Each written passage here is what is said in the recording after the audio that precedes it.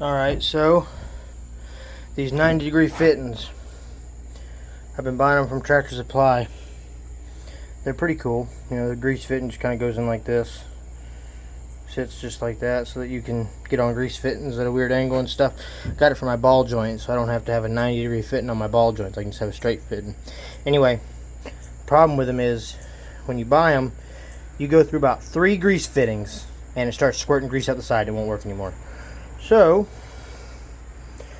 the way I fixed this, first thing I had to figure out was why after 3 uses would it quit squirting grease into the fitting. It just squirts it sideways.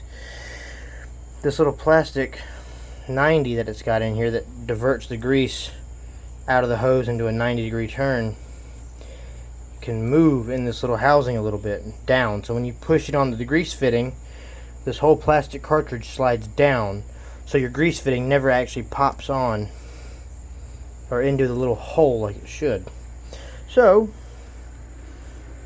after going through 2 of them and only being able to grease like 3 grease fittings, I figured out, put your little spring in there.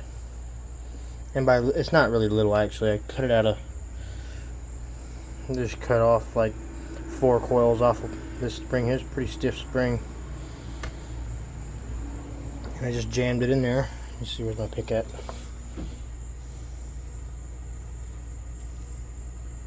There you go, just like that. That right there, because this little plastic cartridge, it's just got a little indent in it that the grease fittings will pop down into. Right there. It just slides over a little hump down into a little indent. And you can just push that little plastic cartridge right out with that pick, no problem. So, the way I fixed it, just put your little spring in there. And now, of course, there's always going to be a downside to engineering your own fixes for stuff that doesn't work. The first couple of uses was ridiculously hard.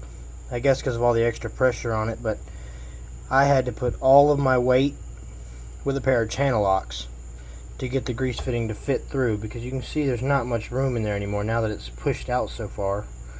Once you tighten that spring, it kind of pushes that plastic out further than it's supposed to be until it gets to a spot where it settles. And you can see how it, now that I've been using it, it's starting to waller its way back in. But basically that grease fitting doesn't want to fit through there, so I guess you could get some of that plastic out with something or something, but I just used channel locks and pushed it onto a few grease fittings, you know, 5 or 6 grease fittings, until it started working better. And now once you get it onto the grease fitting, it doesn't leak anywhere, and it's nice and tight, so you can still use it. Anyway, I just thought I'd share my little fix for these little cheap Tractor Supply fittings, because I got tired of buying them for 3 uses. Just put your little spring in there.